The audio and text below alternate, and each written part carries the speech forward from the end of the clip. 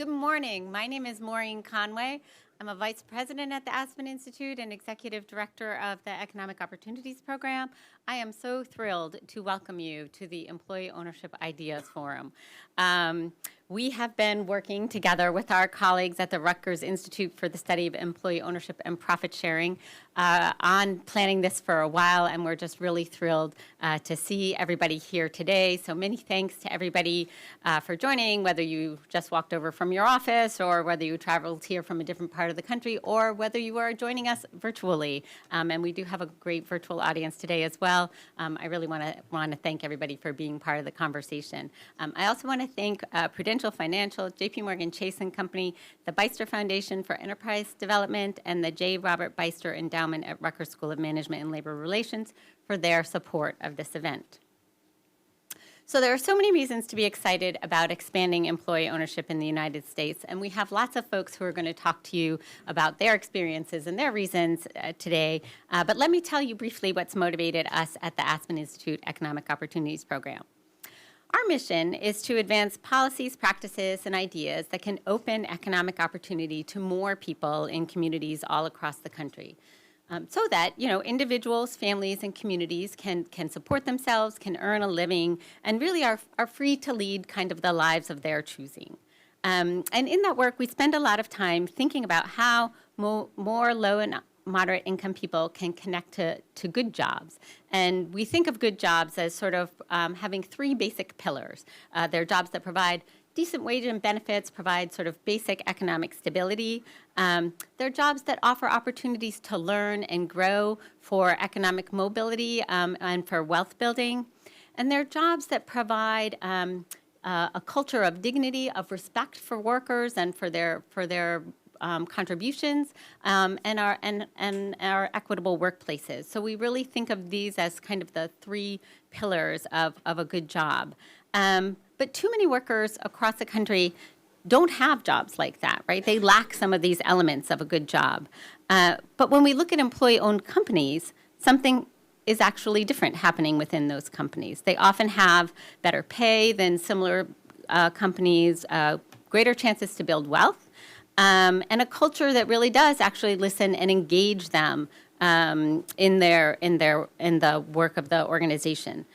So as we often say, also, good jobs are good business, and we see that employee-owned businesses often have higher productivity, greater employee retention, and greater resilience in the face of a downturn than non-employee-owned peer companies. So we have many reasons to be excited about employee ownership. But in addition, we also spend a lot of time thinking about how participation in business ownership is an economic opportunity strategy, and we know that business assets are a huge source of wealth in the country, and to really address the issues of wealth inequality, we need to include more people in business ownership. So these are all the many reasons that we are excited about having this conversation today and really having 2 days of conversation around how can we expand opportunities for employee ownership. Okay. I'm going to skip the rest of that part. Just moving along. So I think the question we're going to be thinking about is how can we support and grow more employee-owned companies? We're going to have 4 conversations lined up today to look at that. We're going to look at some of the research behind employee-owned companies. We're going to discuss recent legislation and policy development. We're going to explore sort of the role of government in supporting employee ownership. We're going to think not just about sort of policy making, but also policy implementation. And we're going to think about what are some of the barriers that we still face and what more can we do to grow employee ownership. So we have a great room here and also joining us online. So we're trying to have Q&A in all of our panels, and we really are encouraging you to participate in the conversation. We're going to have a short break between panels, and we also have time at lunch. So we also really encourage you to try to get to know one another because there's lots of wisdom in this room. So hope that you'll take advantage of that. Okay, before I introduce my my wonderful partner, Joseph Blasi, and colleague in all this work, I need to go over a couple of logistics for our online audience. So all the online audience attendees are muted, but you can use the Q&A button, and I was emphasizing we do want to try to take questions, so please use that Q&A button on the bottom of your screen to submit or upvote questions. We also encourage you to share your views. So if you use the chat function, please contribute things that you're working on related to today's conversations. We love to hear what you're doing. We encourage everybody to tweet about this conversation. The hashtag is #TalkOwnership.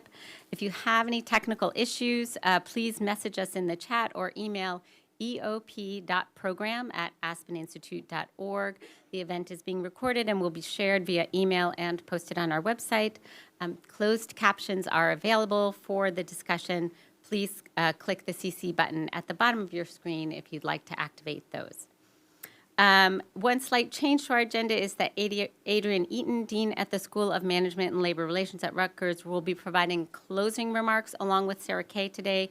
So just wanted to note that on your agenda. And now it is my delight to introduce my colleague, Joseph Blasi. Joseph is the J. Robert Beister Distinguished Professor at Rutgers University and Director of the Institute for the Study of Employee Ownership and Profit Sharing at Rutgers University. Many of you know Joseph and know that he is a world-renowned expert in employee ownership, and we just wouldn't be here today without his contributions to the field. He's been a wonderful partner for me and for us at the Aspen Institute to work on in planning this event and in so many other things that we've worked on together. So Joseph, I am turning it over to you. Thank you.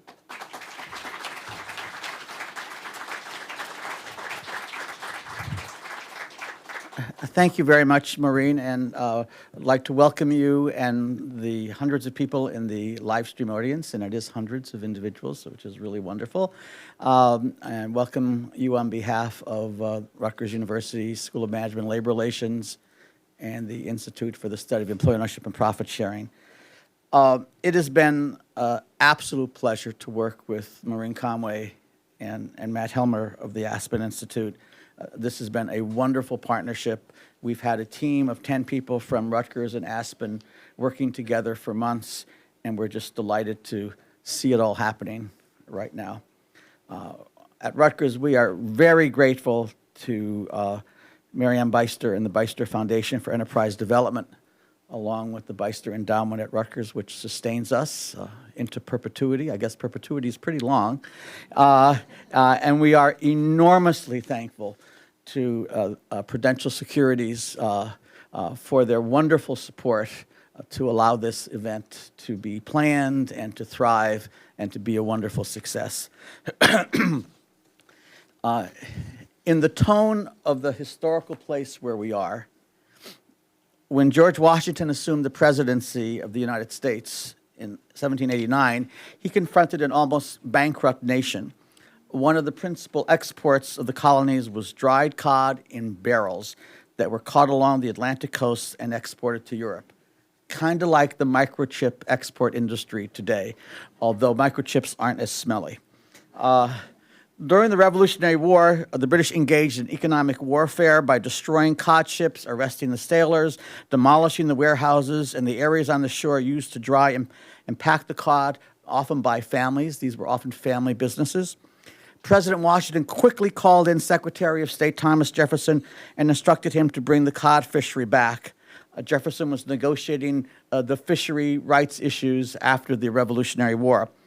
Jefferson began a research project on the export industry, maybe the first research project in the United States on profit sharing and employee ownership. In effect, it was an interesting situation since we know he did not get along well with Secretary of Treasury Alexander Hamilton. But he asked Secretary of Treasury Alexander Hamilton to loan him the only political economist in the Treasury Department, who was first Assistant Secretary of the Treasury, Tench Cox. And he did research on the cod industry. He helped Jefferson produce, and you can Google it, the Report on the American Fisheries. You will see in the first 3 pages of the report, it opens with something from Assistant Secretary of the Treasury Tench Cox's research. Assistant Secretary of the Treasury studied cod fishing boats and he found that those where the sailors were paid a fixed wage had lower productivity than those where the sailors were paid a fixed wage plus profit sharing, which had higher productivity. And this was reported to Jefferson and to Washington. Profit sharing had been a social custom of many cod fishing boats for over a century and a half, all along the Atlantic coast. And in fact, 5 years ago, I went up to New England and found out that, in fact, many of the boats were open to ownership shares by employees. Some of the boats were entirely employee-owned. Some of the larger ships had ownership shares. So likely a very early form of employee share ownership. Many of these boats were in the context of small family businesses. The sailors, in fact, at that time were called sharesmen, although both men and women were involved. Ultimately, Congress passed and President Washington signed into law his first economic piece of legislation designed by New England senators. The government provided a tax credit, a reduction in taxes on what were tariffs on supplies that the fishermen and the boats had to buy at that time. The size of the tax credit went up with the size of the tonnage of the boat or ship in order to get more ships to launch to revive the industry. But the most interesting part of the legislation were two details that I want to stick in your mind. One is that in spite of the fact that the ship owners said, give all the tax credit to us, the cod fishermen appealed to their congresspeople and senators, and 40% of the tax credit was guaranteed to go in cash to the sailors. But that's not the most interesting part. The most interesting part of this is in order for the captain of the ship to collect the tax credit at the customs houses, and you've seen them all up and down the Atlantic coast, he had to produce a document, a signed document, signed by all the sailors of the ship that there would be profit sharing on the catch. Okay, and now with this, I am delighted to introduce Senator Cardin. Maureen?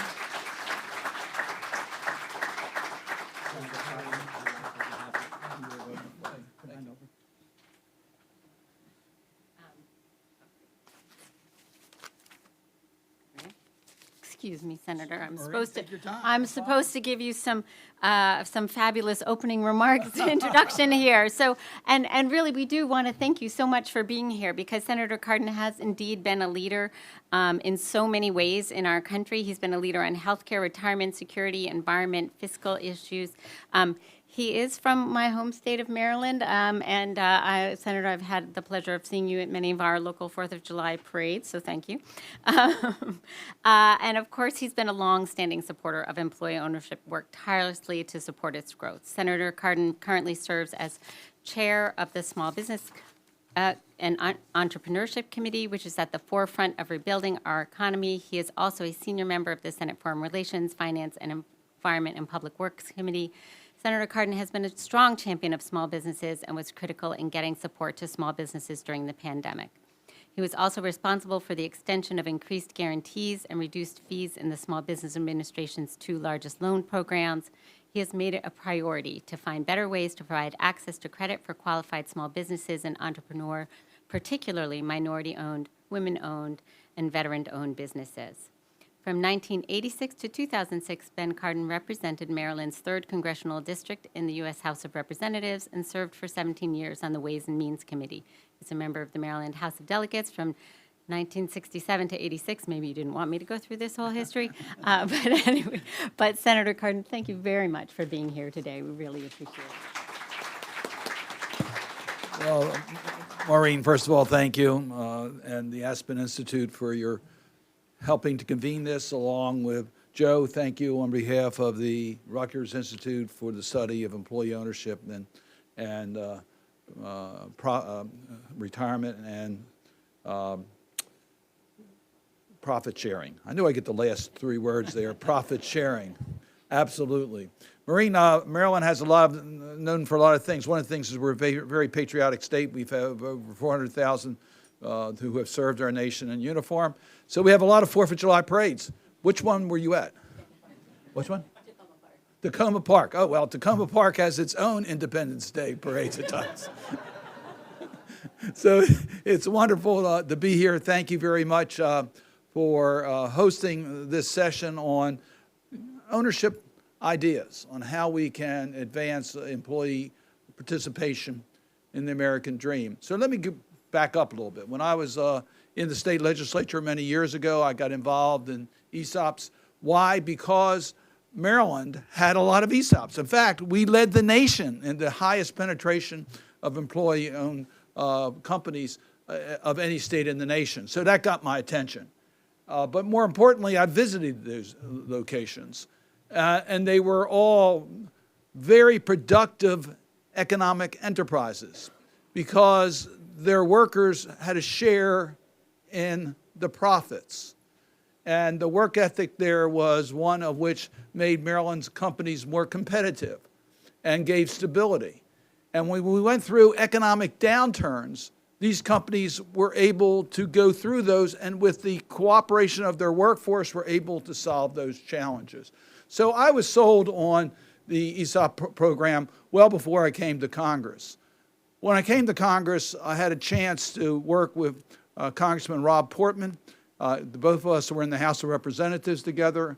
Rob is a Republican, I'm a Democrat. We worked together on a problem we identified. And that problem was we were going through an economic growth period in this nation. And we were looking at the economic indicators in America. And just about every indicator, we ranked first among all countries in the world on economic growth, job creation, wealth, etc. But where we ranked near the bottom was on national savings, and particularly retirement savings. And we were extremely vulnerable in not having enough retirement savings in this country. So the two of us decided we would do something about it. And we set up a process in which we brought all the stakeholders together to look at how we could encourage more retirement savings in this country. And we were successful in getting 3 major bills enacted into law. And I want to tell you, at that time, we didn't have the attention of the leadership of either party or the White House. And we were able to get those bills done because we worked with the stakeholders. But one of the tools that we looked at as being an extremely helpful tool for retirement security were ESOPs. Because you have a transition period when you retire, you have part of the wealth of the company. It was a natural way to supplement retirement security. So we were interested in expanding the opportunities for ESOPs in our nation. And as we did that, we recognized there was this disconnect between the Internal Revenue Code and what you needed to do, because the Internal Revenue Code was developed with traditional companies in mind, with stockholders and employees, and did not really fit the model of an employee-owned company. So we worked to change that, and we were able to get legislation passed that harmonized the tax code to encourage more employee-owned plans. And then S corporations became the preference model for a lot of the smaller companies with pass-through income. So we had a lot of S corporations. And how could we harmonize S corporations with ESOPs? And we worked to do that. So as a member of the Finance Committee, along with Senator Portman, who became a member of the Finance Committee, we changed venues from the House of Representatives and the Ways and Means Committee to the United States Senate and the Finance Committee. We were able to get major legislation passed to harmonize these provisions. Now I'm chairman of the Small Business and Entrepreneurship Committee, and in that role worked with the SBA, because the SBA had a hard time understanding ESOP plans and SESOP. So we were able in recent years to change the SBA laws so that they recognize ESOPs and allowed the tools of the SBA to be applied to help ESOPs and the transition of S corporations into ESOPs. One example of what we were able to do, and just recently the SBA issued one of their standing operating SOPs, standing operating practices, is to understand that in participation with SBA loans, we require equity investment, but ESOPs don't have equity investments. Their employees are the investors. So we were able to get a waiver of that requirement for ESOPs. That's just one example of how we've been able to harmonize the different rules. Most recently, we're having a problem in S corporations that want to transition into S ESOPs. And we've had a major problem with particularly the stockholder of the S corporation wanting to have their employees own the company, getting evaluations and working on financing. We've been able to resolve those issues to harmonize, to encourage more S ESOPs from S corporations moving forward. So we've been working with this. Today, I don't have Rob Portman in the Senate anymore. He's moved on. I regretted that. But Senator Daines is taking that role on the Republican side, so we have bipartisan legislation in order to try to move forward and to do everything we can to encourage employee stock ownership plans, to encourage the transition of S corporations into ESOPs, and to harmonize our laws, our IRS laws, our SBA laws, to recognize the public value of encouraging employee stock ownership plans. And I'm pleased to say that it no longer is a divisive issue. We have strong bipartisan support, and I'm optimistic that we'll be able to continue to improve the opportunities that are available. So thank you for convening this opportunity. We look forward to your suggestions as to how we can have greater opportunities for employee stock ownership plans, recognizing the value it is for wealth accumulation, for entrepreneurship, for buying into the economic progress of our country. It also helps us in regards to retirement security, taking the pressure off of our other social programs such as Social Security. Thank you, and it's always good to be with you, and I hope you have a successful meeting.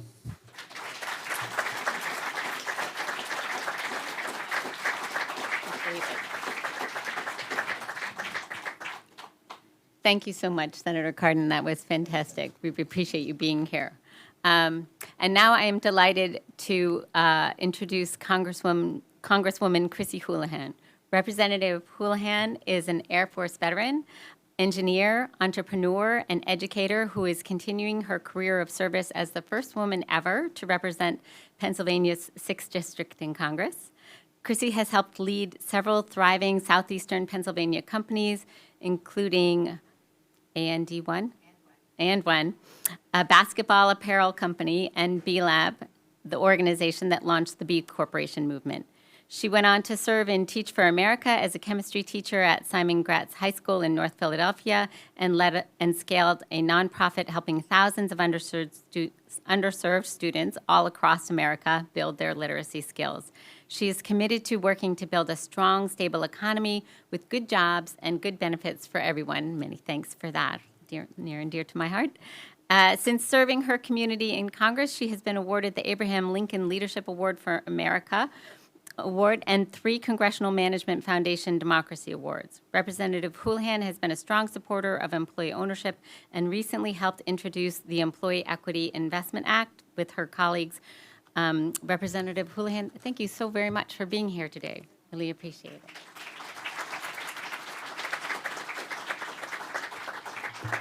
And thank you so much for the introduction, and it is really awesome to be here with you all this morning about this important Employee Ownership Ideas Forum.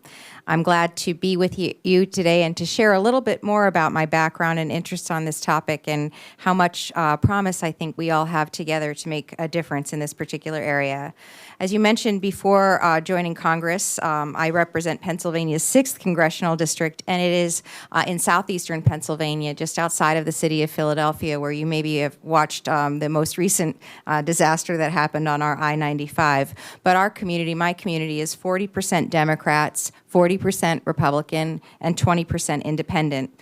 So I'm really, really proud to serve that very, very purple community and to bring a real bipartisan and pragmatic set of solutions and perspectives to our work here in Congress. Prior to joining Capitol Hill, as you mentioned, I helped to scale a variety of different organizations in the Pennsylvania area, many of which became either nationally known organizations or internationally known organizations. And my entrepreneurial background helps me a great deal in thinking about the importance and the potential of making sure that employers take care of their workers, take care and invest in their communities, and are ultimately a force for good in terms of our opportunities with our for-profit sector. It's this vision which led me to found and chair a caucus in the House of Representatives alongside Rep. Dean Phillips. I'm not certain if you'll have the opportunity to talk with him today or if he's already come.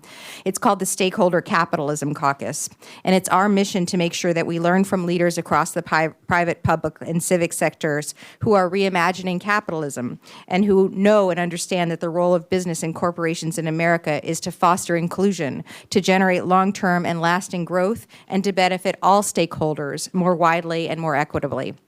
So this past year, our caucus has hosted a variety of events. One event which focused on employee-owned businesses from our districts and focused on how these businesses and this business model can make sure to keep businesses and jobs in our local communities, to empower our workers, and to build and sustainable, resilient, and productive enterprises.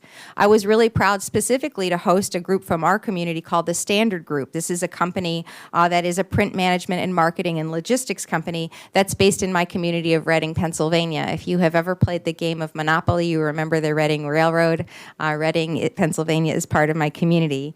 The company transitioned from being employee-owned to being employee-owned in 2017, over a century after its founding. And they continue to be an active and integral part of our community and a real guiding and North Star for the opportunities of doing this employee ownership transition. In talking with local employee-owned companies, it's very clear that employee ownership has the potential to solve a lot of problems pressing on us, on our economy as we face today. And I think I heard some of them from the senator as I walked into the tail end of his conversation. And those things of promise include making sure that we can close racial and gender wealth gaps, making sure that we can protect community jobs amidst our aging workforce. Sometimes we hear that referred to as the silver tsunami, and better supporting employees and their families as well. To this point, and I'm an engineer, as you mentioned, so data really matters to me, data shows that workers who are employed at ESOPs report significantly greater access to training, to involvement in company decision-making, to profit sharing, and to gain sharing, all of which is, of course, really critical to promoting equity in our workplace environments. Also, furthermore, ESOPs and cooperatives have been shown to produce higher wages, to promote job preservation for their workers during periods of economic distress, as well as to invest more in their local communities than conventionally owned businesses do. So despite these benefits, it's clear, and again, I think I heard the senator referring to this as well, that there are a lot of challenges to expanding the prevalence of employee ownership. Notably, there are financial barriers to mobilizing private investment and other regulatory barriers as well to accessing service through the Small Business Administration as well. Data, again, shows that fewer than 15% of business owners have a formal exit plan. I'm going to emphasize that again. Fewer than 15% of small business owners have a formal exit plan in place, and only a very small percentage of those businesses will be passed on to family members or bought by another local community or company. So far too often, the consequences are that business might be closed because of lack of succession planning and difficulties in finding a buyer, which therefore costs jobs and negatively impacts our communities as well.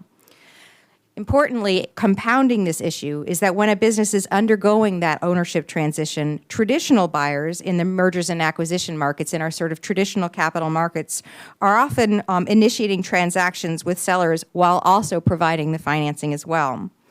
This is not the case when we talk about employee ownership transactions. In fact, with most employee ownership transactions or conversions, it's the seller who has to initiate and also finance some, in some cases, all of the transaction themselves, which means in many cases that they have to wait between 5 and 10 years to receive full payment on their investment or on their conversion. So to help solve this is, I believe, also what the senator was referring to, I was proud to come together with Representative Dean Phillips alongside Representative Blake Moore and Representative Dusty Johnson. If you heard that, you will hear 2 Democrats and 2 Republicans on the House side to introduce the bipartisan and bicameral Employee Equity Investment Act. So this EEIA, because we couldn't be here without our acronyms, would utilize the SBA's existing Small Business Investment Company, or SBIC, program that would allow us to provide loans, guaranteed loans for investment funds that would be devoted to expanding employee ownership as well. So these investment funds would allow us to finance and facilitate the process of selling a company to its employees and to sustain and expand existing employee-owned firms as well. This would significantly expand access to financing, which is one of the biggest issues that we have, or hurdles that we have, while at the same time, importantly in this environment, particularly if you've been paying attention to the news lately, having zero cost to the taxpayer as well.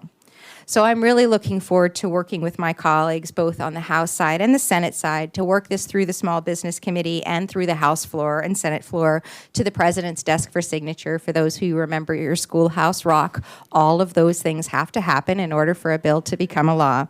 And I know that this effort is just one of many policy solutions that we need to be able to support the expansion of employee ownership as well.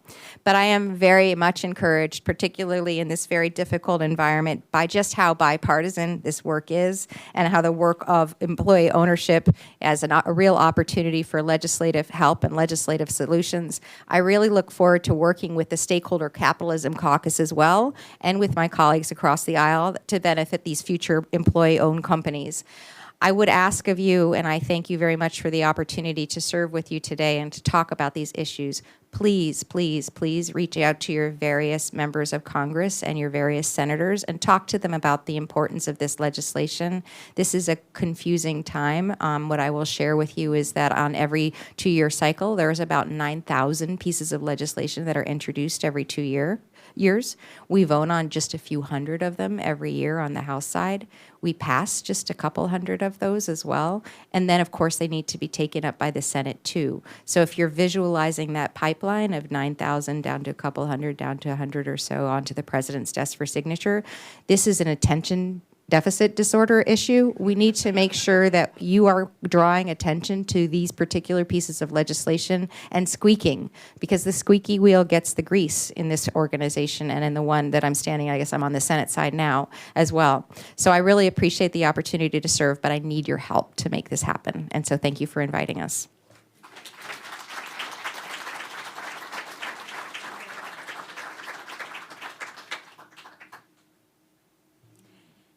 Thank you very much, Congresswoman. That was fantastic. Really appreciate that and appreciate the call to keep squeaking.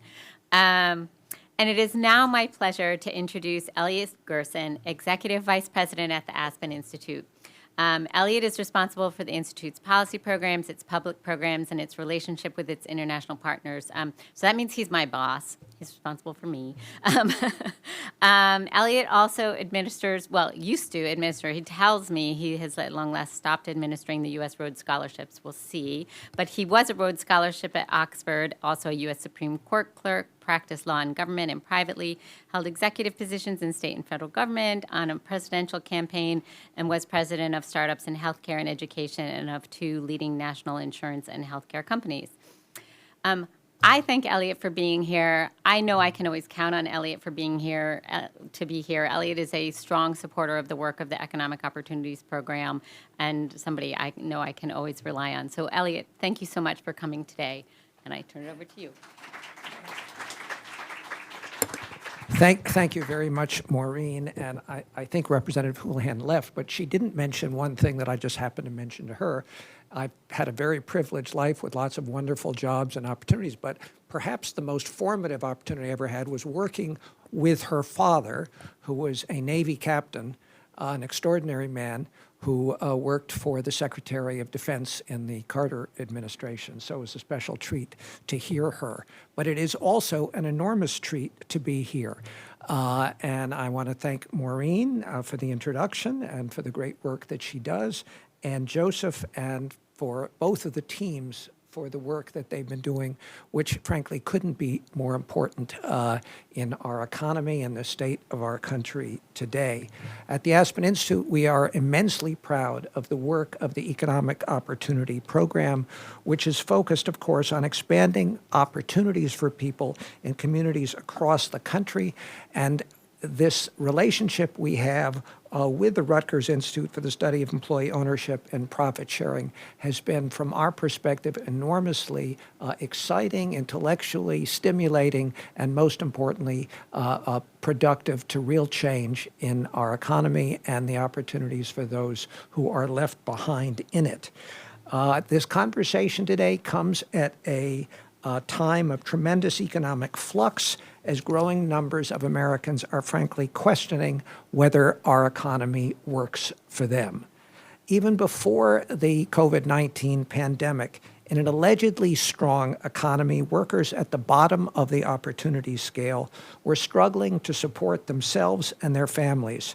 Not only have the incomes of the lowest paid workers stagnated or actually fallen as the costs of essentials such as housing, healthcare, and transportation have climbed, but at the same time, wealth inequality has soared. I think back to actually the time when I worked with the Congresswoman's father, just as I was beginning my own work career about 45 years ago, and think how much change there has been just in that 45 years in terms of the gap between those at the bottom starting up and those at the top and everything associated with that. The changes just in the decades of my adult life have been profound, and the consequences, in my opinion, for the country have been profoundly negative. The divisions in wealth between men and women, between white households and households of color, are particularly striking. White households have roughly 10 times the wealth of black households, and households headed by single women have less than 40% of the wealth of those headed by single men. As the pandemic shut down so much and had so many of us working from home, essential workers, including the frontline healthcare workers, the delivery and truck drivers, and all the other people who work to keep everyone else moving and alive and well, kept our society functioning, and this is what they have always done, but they are rarely granted the dignity that they deserve for that. As the economy slowly reopened, many workers started to question the wisdom of going back to that status quo. People have called it various things, either the Great Resignation or the Great Reshuffle or the Great Renegotiation. No matter what you call it, it was clear that many workers had simply had enough of low pay, lack of opportunity, and poor working conditions that they'd endured for well too long. The experience, though, was quite different for employees at employee-owned companies. As we'll hear during this forum, research shows that if you give employees a real share in ownership, they're going to reward the company with higher productivity and higher retention, which in turn brings about, of course, greater business resiliency for weathering the inevitable tough times. But employee ownership isn't just good for business, it's good for us as a society and a nation, and that is why it is such an important priority for the Aspen Institute.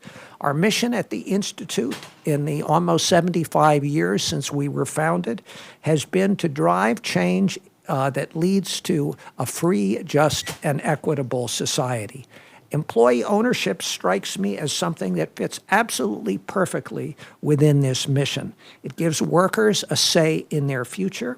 It's just in that it provides workers with ownership and something they have helped build and make successful. And it's equitable in that everyone gets a share of that proverbial pie. Aspen's founder was named Walter Pepke. He was a businessman who was also a humanist. As a matter of fact, the Institute used to be called the Aspen Institute for Humanistic Studies.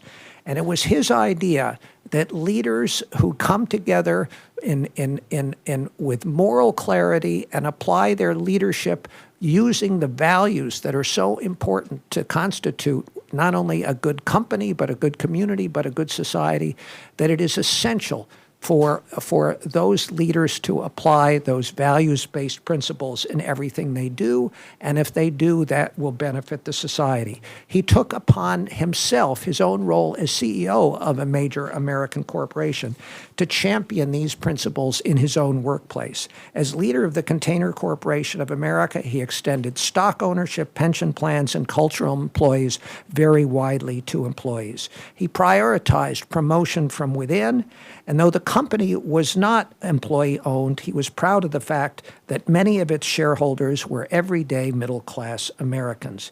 He cared deeply about the success of his business, and he knew that the success of his business relied on capable and committed employees, and that you won't have such employees unless they are included fundamentally in the success of the business. He knew all those years ago that treating your workers well would create a virtuous cycle of shared success.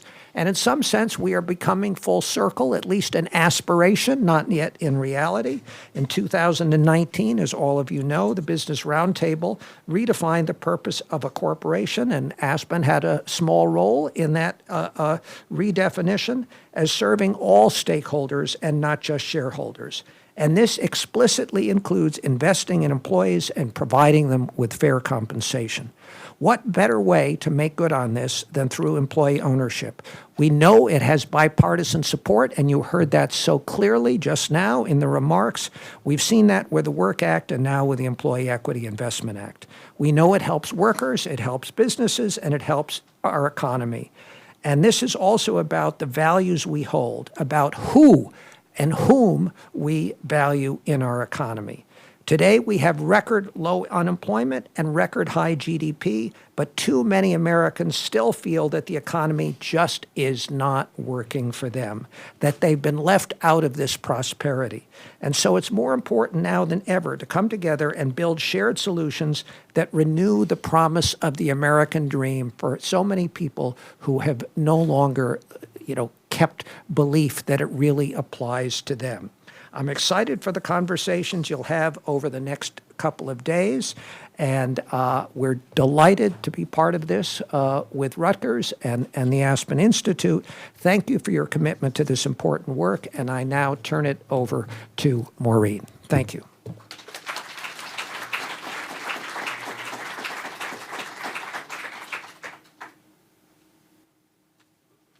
You're almost done with me for the moment. I now get to invite our panel to the stage. So I'm going to, we have, and we actually have this nice little code if you want to see people's bios.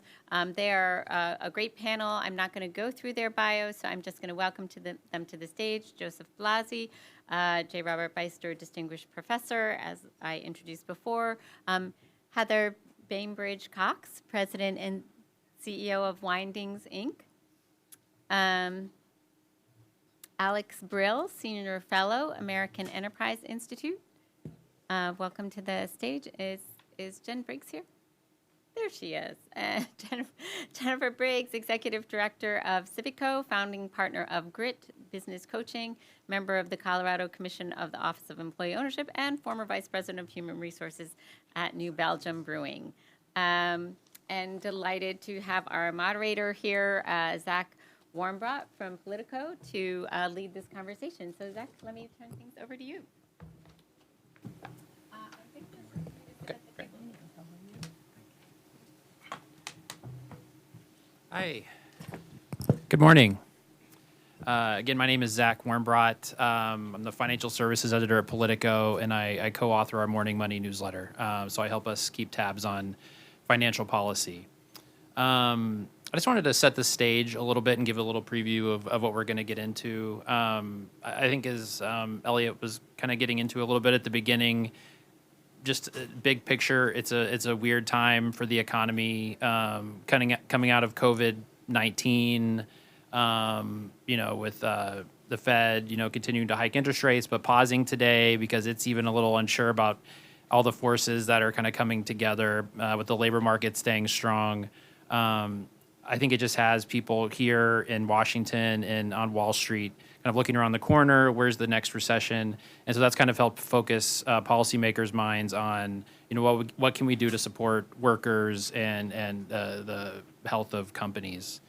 And so just a couple stats to start off with. There's 6,000 ESOP companies, which you can correct me if that's out of date, and that's about 10 million individuals who are in those plans. So just kind of a small number, but policymakers are trying to find ways to make those numbers go up. 10 million workers? That's what he said. 10 million. And so we have an amazing panel here today of people who are just really steeped experts on this from working at the companies or in academia, and we're going to try to break it down into three different buckets. How does employee ownership impact workers at these firms? What are kind of the bigger impacts for companies in the economy? And then also, what are kind of the policy next steps? So first, Jen, I wanted to start with you. You spent more than a decade at New Belgium Brewing, which was one of the leading companies in employee ownership. So I was wondering if you could just tell me a little bit about yourself and your experience and why now is an important time to be talking about this issue. Well, I had the good fortune before this to go through an exercise with a group I love to work with around defining your personal purpose. And so if you've never done an exercise like that, I really like a deep thinking exercise to do that. But what I feel like my life path has brought me to is here, where we're working at the intersection of economic prosperity and community vitality. And everything I do for almost the past 20 years has been there. So you're right, starting at New Belgium. And I think this topic's almost hard to talk about because it's very systemic. And we have, when I was there, I got to go to the White House Summit on Worker Voice. So we had democracy and worker voice, good jobs, and doing some work with the Hitachi Foundation. And Marianne Beister commissioned a documentary called We the Owners on 3 companies, one of which was New Belgium, that was profiled. When the company was sold, and I know this might be a controversial opinion to some of you, it did create that engine of wealth where a lot of people received more than 6-figure payouts in their ESOP transactions. So, when we talk about that churn of business selling, it did serve its purpose to create wealth for a lot of people, and which is pretty incredible.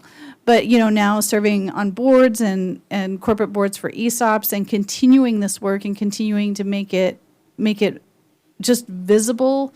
A lot of us in this room, I know many of you are doing the same thing, as we want to build more high-performing ESOPs, because the more high-performing ESOPs we have, hopefully the more companies will want to become ESOPs as well, too. So it really has just been, for me at this point, a lifetime of work of trying to do this and help people understand the power and impact. And it's not just economic. It's that economic system at the macro level, it's the social system at the micro level, but it's also the social system and the financial system at the corporate level. And it's just multi-horizontal. It's really powerful. And Alex, you're a tax and budget expert who's worked in the House and the White House. How did you get interested in this issue? Yeah, thanks, and thanks for having me for this important discussion today. I am at my heart a tax guy. I think I know that always gets a laugh. I still don't know why. I know no one's left though, so it's okay. So I think a lot about tax policy, what economists call optimal tax policy, and efficient ways to raise revenue, and a lot of that has to do with finding ways to raise the necessary funds to finance the operations of our government, and to do that in a way that either doesn't cause any harm or causes the least harm, or sometimes even promotes the most good.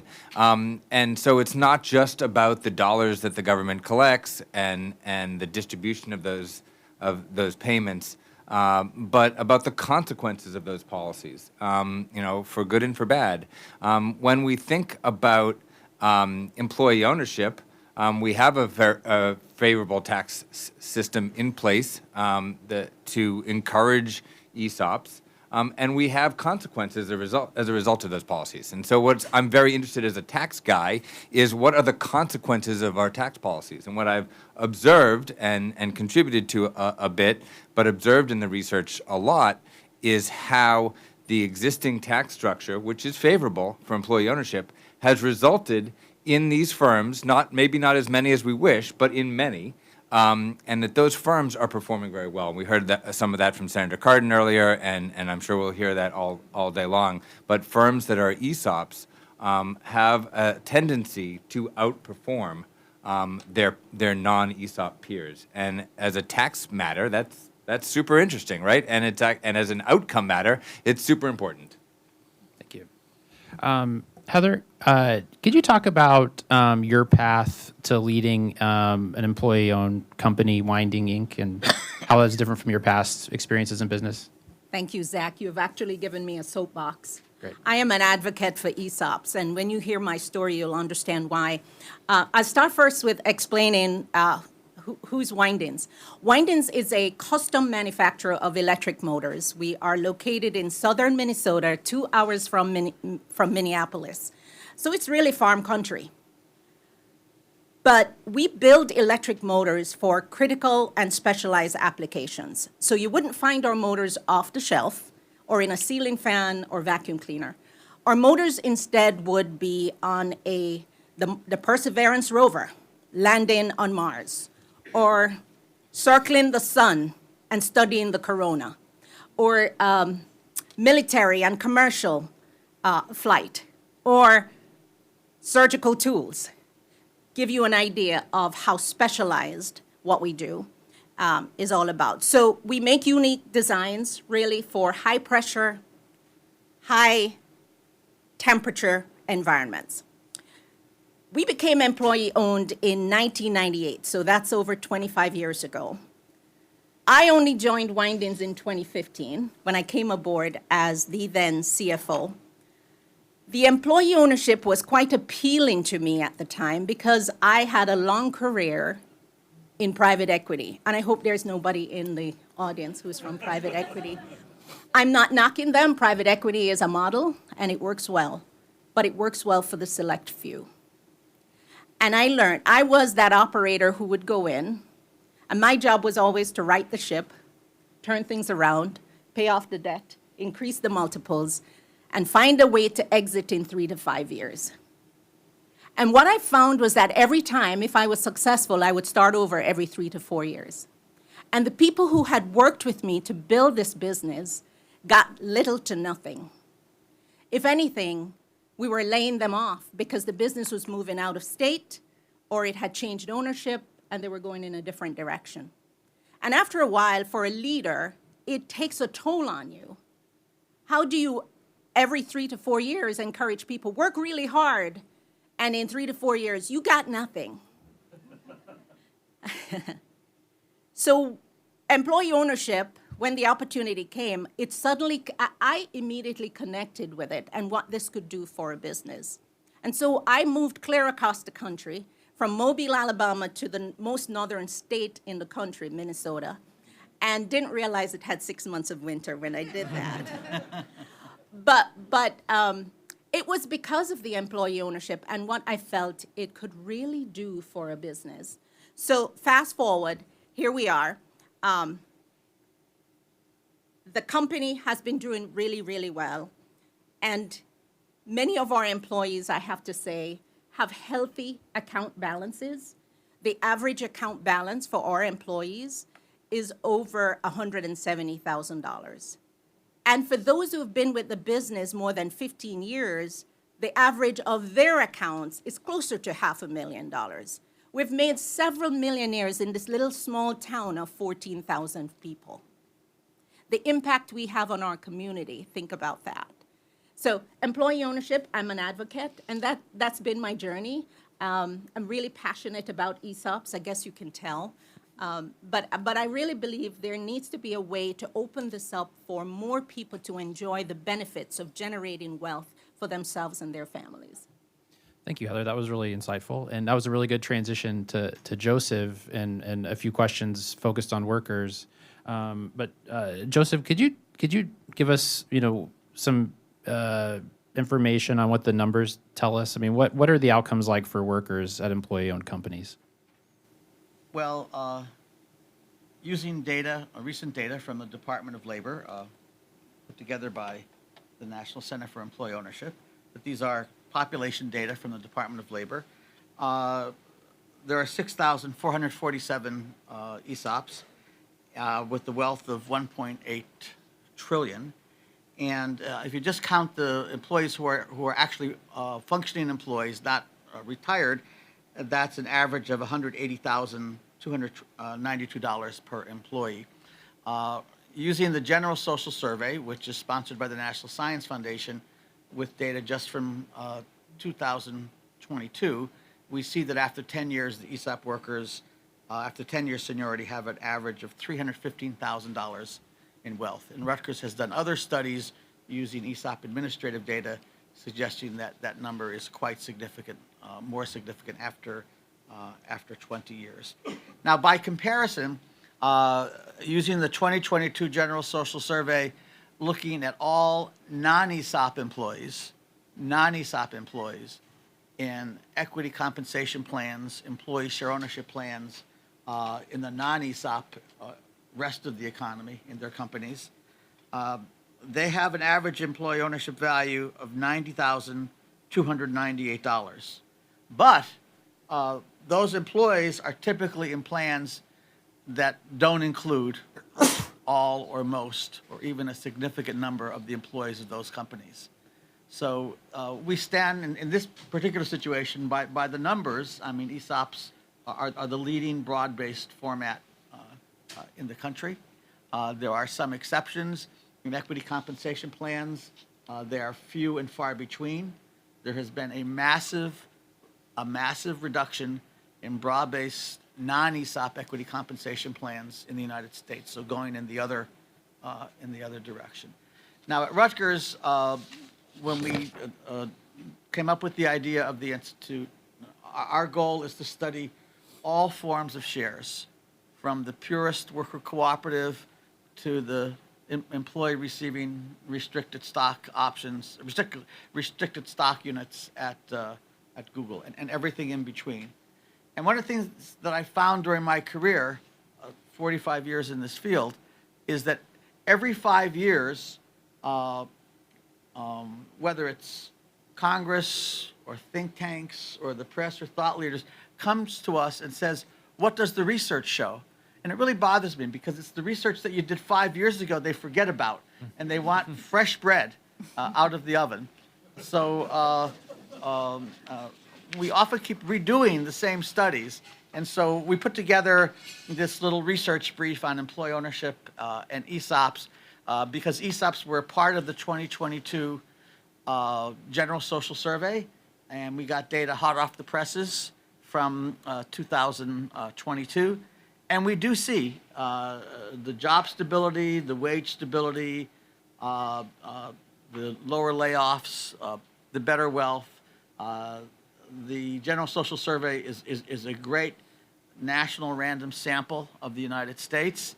And so here it is, we're back after another 5 years with a new set of data showing the patterns that we've been seeing really over the last 20 years. And I'm not going to go through reading the research brief, but there's some interesting data here. And one that really surprised me when we first found it is that 70% of ESOP workers report that they have profit sharing. So ESOPs really are share companies, not just long-term equity participation, but short-term profit sharing, which is another way that they encourage job quality. So I'll stop with that. Thank you. And before I forget, I think we will have audience Q&A at the end. So if you have any questions, please have those ready to go. And Heather, I wanted to kind of go to the ground level, following up on what Joseph just said. I mean, how do your employees kind of compare to employees of other companies in your space, you know, relative to employee ownership? And also, what was your experience during the pandemic? So by now you would have understood that what we do is highly engineered, and so it requires top talent, which means we're competing for the best of the best. A new hire for us, just to assemble motors, it could be 4 to 6 months of training before they're able to do some of our assemblies.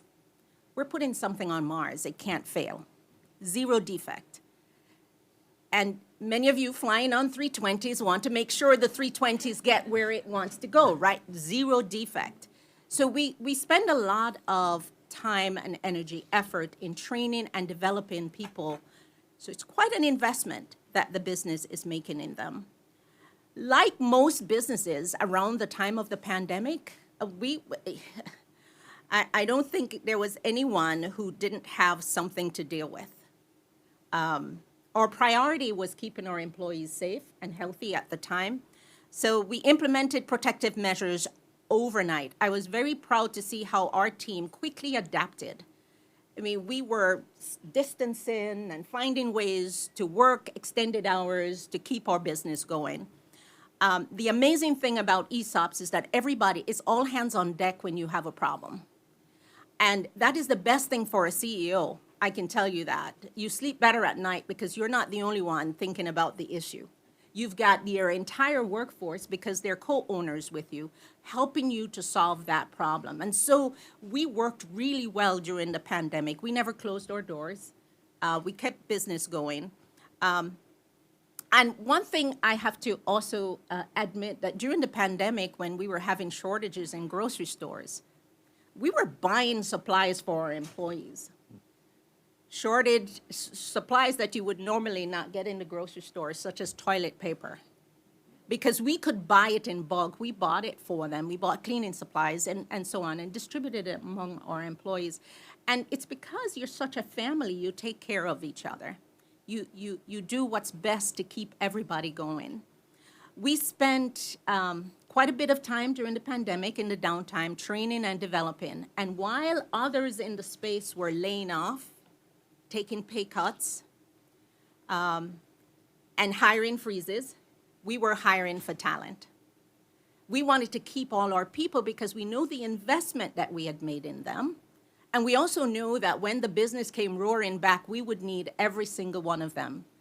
And so whatever emergency funds we had set aside for rainy day, it was certainly raining then. We had to use it. So we used our emergency funds to keep all our people employed. And interestingly, a lot of our employees really appreciated the fact that they were not worried about being laid off during a downtime. And I heard that message repeated many times across other ESOPs. This is how they operate. They think about how to hold everything together during the tough times. Do you have a sense of to what extent, being an ESOP helped you kind of counterbalance the great resignation movement? People who just kind of after COVID were like, well, this kind of just changed my whole view on work. Well, I believe that impacted a lot of businesses across our space, but we had less of that, I think. Certainly, we had people who made decisions for themselves and their families, but we have also had what we call the boomerang employees. So those who did make the decision 2 years ago are actually coming back today into the workforce. And what a great thing, what a great proposition for employees when you talk about the high engagement culture that we have, the fact that we really do behave like a family. People are looking for that purpose. They're looking for that sense of belonging where they work. And so we found that it worked for us to attract talent, even during a very difficult time. And that kind of tees up something I wanted to ask Heather, which is the kind of intangible culture issue. I mean, what have you observed about how employee ownership affects a company culture? For me? For you, Heather, yeah. Yeah, so Jen, sorry. I'm Jen. Okay. Sorry. I'm happy to. No, I think you hit it on the nose, but one of the things I think is really important in this discussion is simply plugging in an ESOP does not mean you have an employee ownership culture. And so these participative management systems that we all use is really, really important for that. So you become an ESOP, you do the transaction, the owner's very happy, but unless you're actually working on this type of management style where, it just, I think about the conversation around AI that's going on right now, and some people are just freaking out, right? If our purpose is to release the human ingenuity of the people we work with in a participative system, all of a sudden that discussion changes, because then it's really about how do we make the humans be as innovative and thoughtful as they are, and so that cultural element. And so the culture is, the way I define it, the pattern of attitudes and actions of a given community. It is not the cakes, it is not the parties, it is not the newsletters. It is the interaction between people. It's the number of high-quality connections. It is the business literacy that's held within the company. It's the process of releasing ingenuity so you get people involved in the value proposition creating. It's everybody understanding the mission and their role in that mission of the company. And so I work with a company in Missouri right now. I'm on their board, and they're fantastic. Creating a winning culture. Everybody knows what winning looks like. They know what the value proposition is. They are galvanized around it. It is a financially transparent company, and they're employing all of these management practices. And I met with a CEO of a non-ESOP company who wants to build a more democratic culture, which is great. And he said, wait a minute, so this just means we're going to have more meetings? I was like, no, you're missing the point. The meetings serve a more powerful purpose, which I'm sure is probably similar where you work at, is the meetings aren't just some person up there talking. The meetings are about informing people so they can make better choices in their day-to-day jobs. It's actually about reducing the bureaucracy in your company so all the processes serve a purpose. And that's culture. That's the building of culture, and that's the creating of power. And I think, so I was on the board of a tech firm who served the Department of Defense, and remember the government's shut down before? And there was that what year was it? We were shut down for 3 or 4 months. It was a long time. It felt like we had several contracts with the Department of Defense, which meant the revenue spigot just got turned off. Right. And when the company and the people all leaned in, everybody understood what was going on, and then the government turned the switch back on, and this company was ready to redeploy all of that human ingenuity immediately, and we got more business as a result of working with the Department of Defense because people were ready. The readiness level was there, and that was the definition of culture, is people really understanding it, being committed, having those high quality connections, understanding where value is created, having a strong sense of business literacy and commitment to each other. It's magical, but it takes work, and it takes a different kind of leadership style than we typically see. So picking up a theme of this could help with resiliency, of your workforce. It sounds like, and I guess one more kind of worker-focused question for Alex. Business owners have a lot of options when they want to exit, but for those that pursue an ESOP conversion, how does that usually impact workers at those companies? Yeah, so so there's not one answer. There's not one experience. We've heard about that being an ESOP alone is not enough. That the management and the culture have to change as well and be aligned with that framework. And of course, ESOPs are in a multitude of industries, and so the experiences. I think it's important to know that there's not like one outcome here. There are varied outcomes. And sometimes ESOPs don't work out at all in certain instances, as it is in everything in our relatively free economy. But Joseph touched on some of this. When we look at averages, when we look at trends over time, we do see good outcomes for workers on average. And I think that's the result of a number of factors. It's the result of some tax policy factors that are advantageous. It's the result often of the changes inside.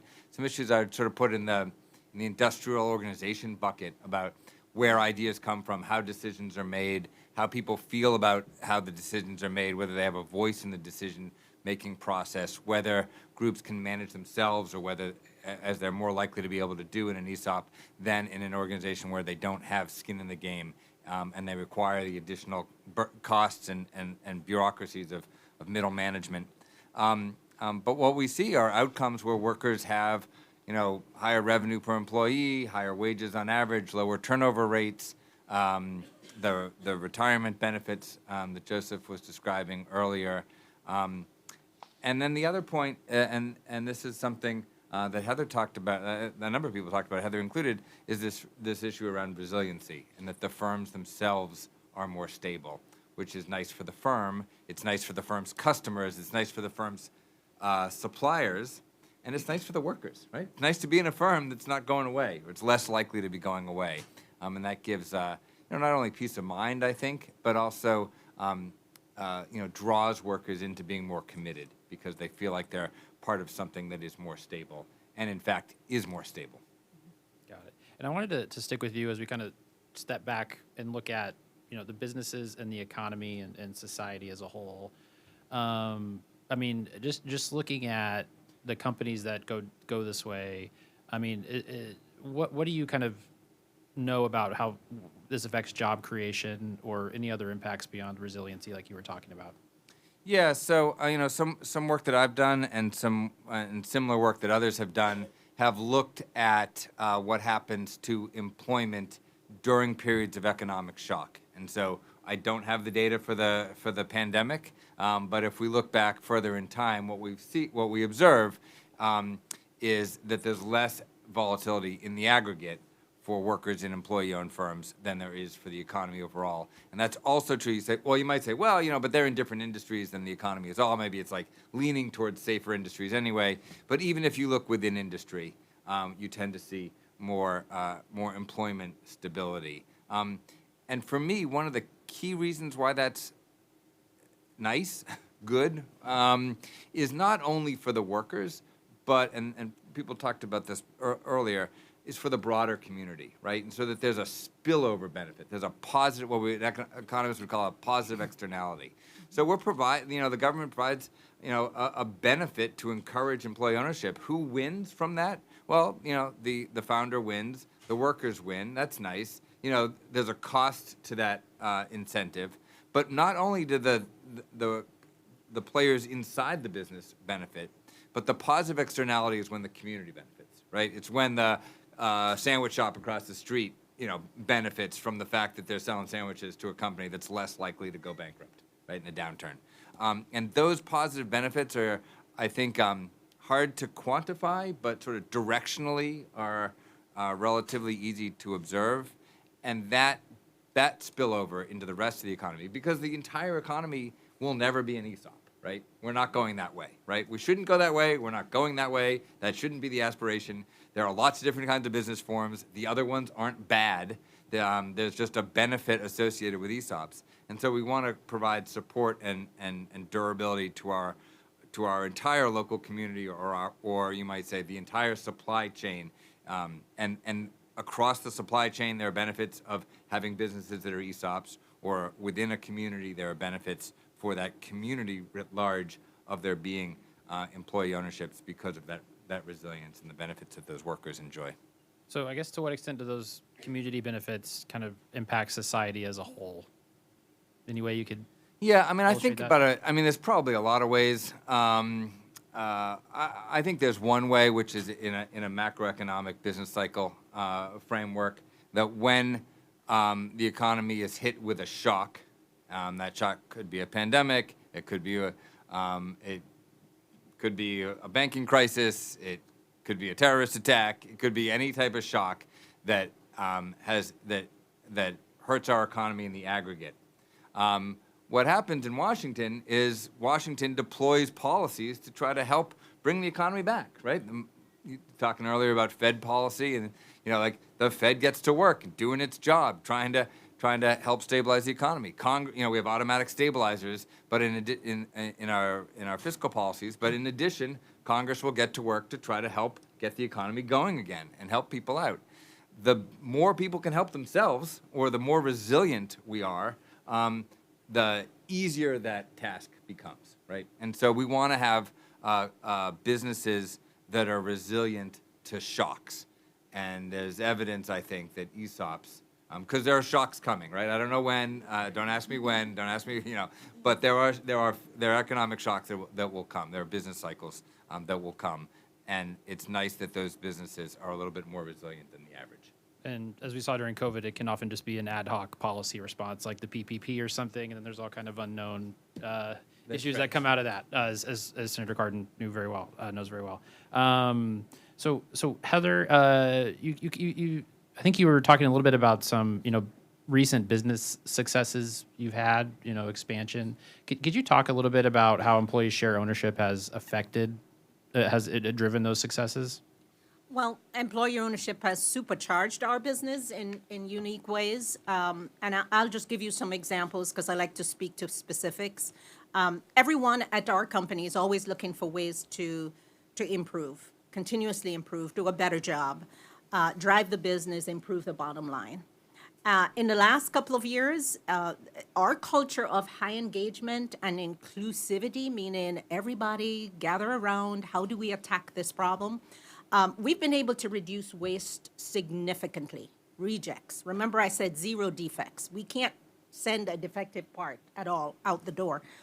And we were able, the teams working, I'm talking about assemblers on the floor, were able to get together, pull their ideas, and we've been able to manage our cost of quality all the way down. We've cut it more than 50%. There are several improvement initiatives that originate with our employees because they think and act like owners. They understand how it impacts the bottom line. They understand how it impacts them. And you talked earlier, Jennifer, about the importance of helping everyone understand the part and the role they play. I'm CEO, owner, but I have a machinist who is also owner. And if you are leading an employee-owned company and you're afraid of being asked questions, it may not be the right place for you. Because there is what is called distributed leadership. So everyone is going to ask you questions about the business and how it's operating. And, you know, we're transparent, we share. How did we do financially? How did that project go? Why did we lose money? Or why did we make money? And everyone is so interested in knowing that because they know they can do something about it and they own that. We've improved our profit margins in such a way that we've quadrupled our profits in the last 3 to 4 years, and we're on a trajectory to double our size by 2025. I mentioned the benefits of the ESOP, but because we're more profitable, they're able to share in the outcome in the near term. So in addition to having financial security around their retirement, we have quarterly bonuses that are paid out to every single person in our business for hitting their milestones and achieving their goals. And that comes out of profits, right? Their retirement accounts, that comes out of profits. So they earn really good wages and benefits, and we try to stay above market with those. So we attract the best talent. But that is where it really gets exciting when everybody celebrates and we're handing out bonus checks because we did a good job and we did it all together. And when we do it together, we have a stake in the outcome. And Jen, Heather touched on this a little bit, but I'm curious if you could talk more about what is it like to have the workers in closer proximity to ownership? I mean, what are the challenges there? What have you observed? I think instead of resiliency, I think about that concept that we've been introduced to in the book Anti-Fragile, and I think more about it in that context. But when we have our cap tables that are very diffuse, like public companies, they get very abstract, and you don't have that connection for no matter what role you're in, who are you serving? When you're an employee owner and in a smaller company, or even not even in a smaller company, I think employee ownership is interesting because I think it makes the democratic management more scalable. So you can break through that Dunbar's number more effectively to keep a community close together. But that process of keeping people close, they're closer to their community, ownership is identifiable, we know who we're working for and who we're working with. That is really, really powerful. And when you have a diffuse cap table, you might not know who your shareholders are. You're definitely not working shoulder to shoulder with them. It makes it harder to get that sense of commitment and belonging to really grow something together. And so I just, whether it's small businesses, medium businesses, the world that we all work in with employee ownership, keeping that connection tight is really important.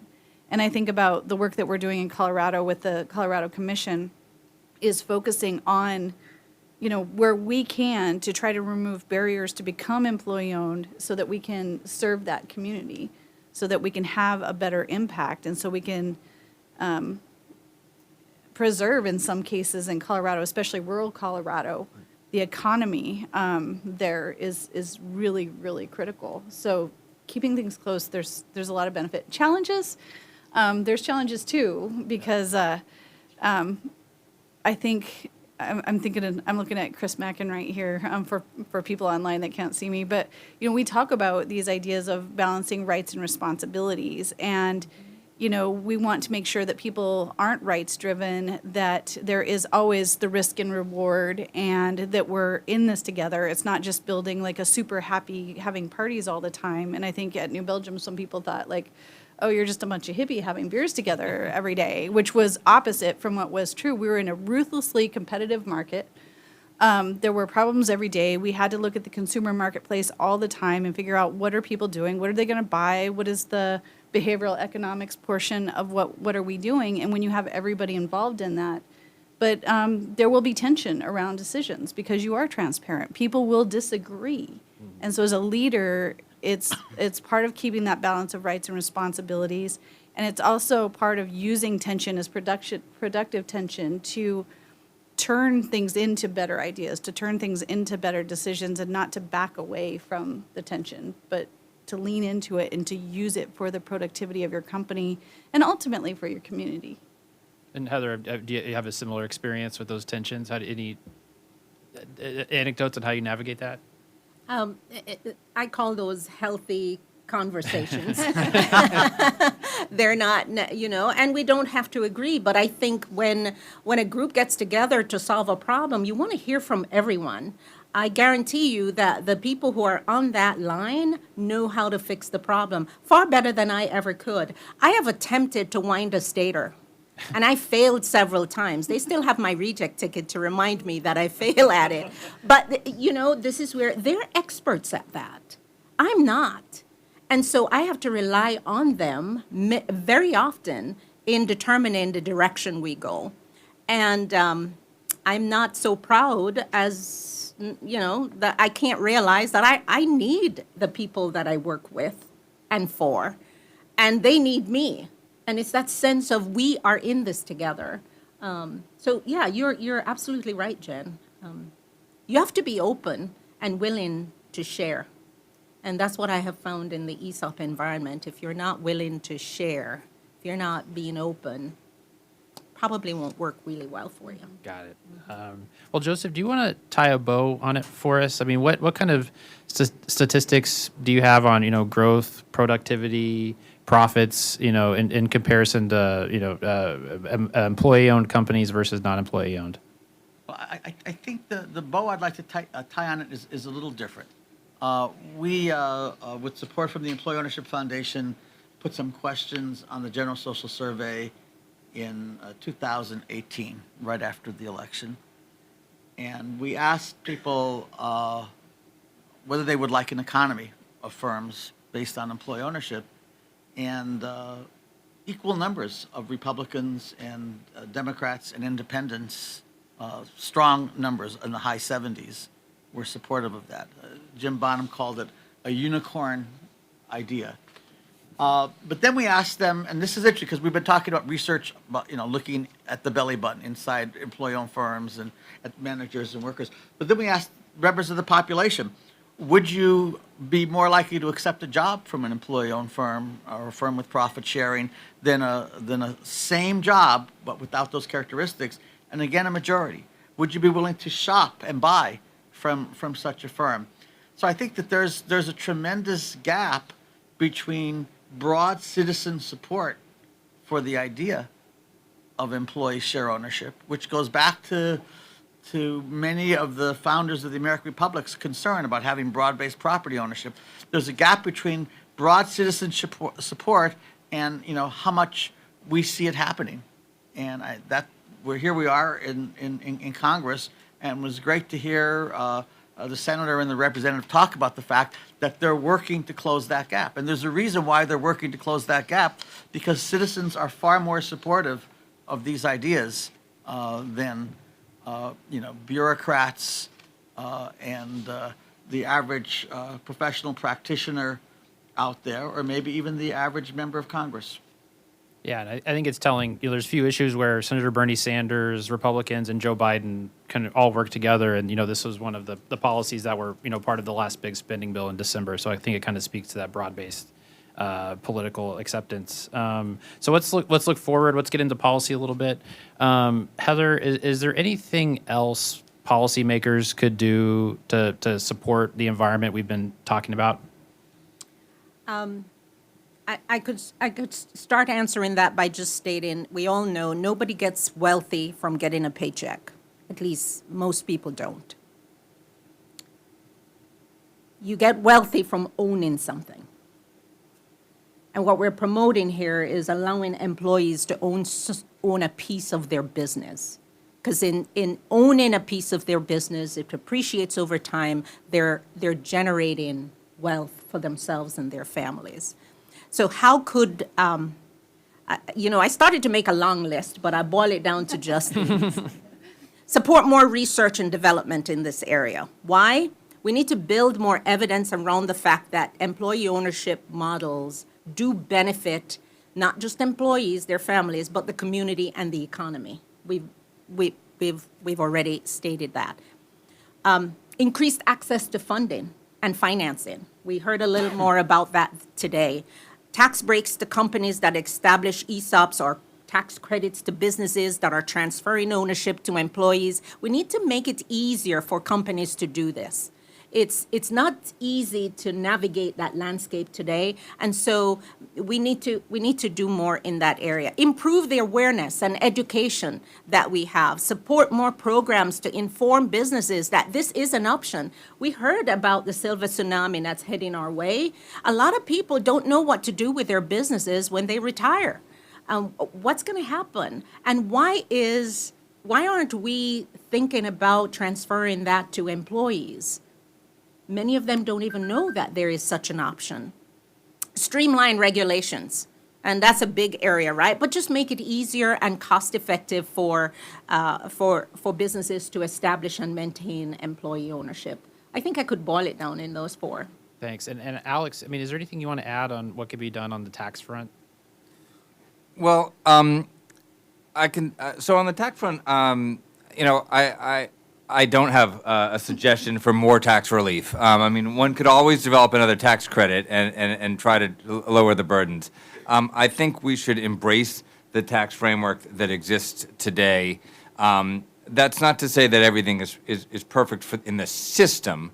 I think it's fair to ask what are the barriers, what are the impediments. Some of them are, maybe small nits and gnats from the perspective of someone from the outside. But if you're trying to put together a transaction, there could be issues, as you said, on the regulatory front. And Senator Cardin spoke to one of those issues, which I think is important on valuation. And there may be others. I would also say that not all the solutions come from government. Mm-hmm. And I would say that this conversation is part of the solution. I've never been at a meeting or a conference where some executives from C corporations sat down at a table and hoped for the moment when their colleagues in the audience one day worked at a C corporation, right? Like there's not a C corporation advocacy community, right? And that's the same thing for partnerships and that same thing for everything else, except in this space where people go out of their way, take time out of their day, travel, tell other people about ESOPs because they hope that they get to have one. Not that, I have one, I'm part of one, I want you to be part of one. And that is a big part of the solution. And there's a lot of work that goes on in that space. This is part of that work. All the answers don't come from the government. Some of the answers can come from ourselves. And I think that, that channel should be recognized and supported as well. Well, with that said, I want to look at another part of the government at the state level. Can you tell us, Jen, what's happening in Colorado and maybe what you're seeing in other states too on this front? Yeah, I'll focus on Colorado or states in general because I think we know that the states can be laboratories for policy. And so, looking at this only from a federal perspective isn't going to be enough. And so the perspective that we've taken, for those of you who don't know what's going on in Colorado, I'll be happy to brief you during the break. But we have an entrepreneurial business person, governor, who established the Commission on Employee Ownership, and then we also have an Office of Employee Ownership inside the Office of Economic Development and International Trade, and that's really, really important. And so what we've looked at is growing awareness, one, And then the second side of it is breaking down barriers. So one of the barriers for ESOPs in particular that we've seen is the cost of an ESOP can be expensive to do that transaction. And also the accounting policy around, like if we compare and contrast how transactional costs are accounted for in private equity versus transactional costs are accounted for in ESOPs, they're very different worlds. And so, some of this is just boring, like GAAP, who I'm sure there's accountants in here who love GAAP. I'm sorry if I just offended you. But, some of these are those transactional issues. So what can we do to break down those barriers? And so we have a tax credit and a grant to try to help companies that are interested in overcoming those. And I think there's a lot of states who are doing similar work of tax credits, grants, awareness, and doing that work at the state level. And I think that is critically important, getting in touch with those economic developers there. But I think there's another perhaps overarching issue of institutional trust that's going on in our country. And I think you hit on it, is the government can't do all the work, but ultimately we need policy. We need people to look at, what is our partnership with the Department of Labor? How are things in accounting working and the mechanism of financial engineering? And we have to do some of that very tedious, kind of below the radar policy work to get this done. But more importantly, we need to restore our American trust in institutions and understanding how the systems work so we can get people advocating behind it in general. And I think that is something that we can all do at the state level, probably in a more powerful way than the federal level right now. Got it. Well, thank you for that overview. And I think we have time to take one or two audience questions too, if anyone has one. And do we have a mic going around? Okay.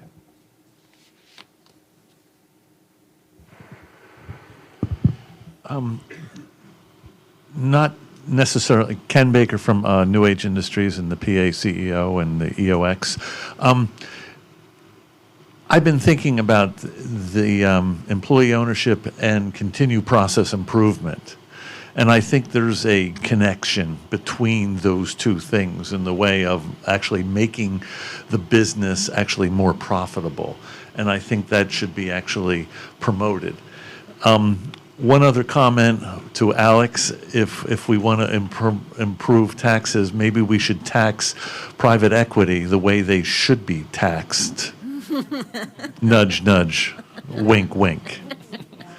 Yeah, Alex, why don't you work on that? Because we all know that some of the competition to employee ownership is private equity, and private equity is not getting taxed the right way.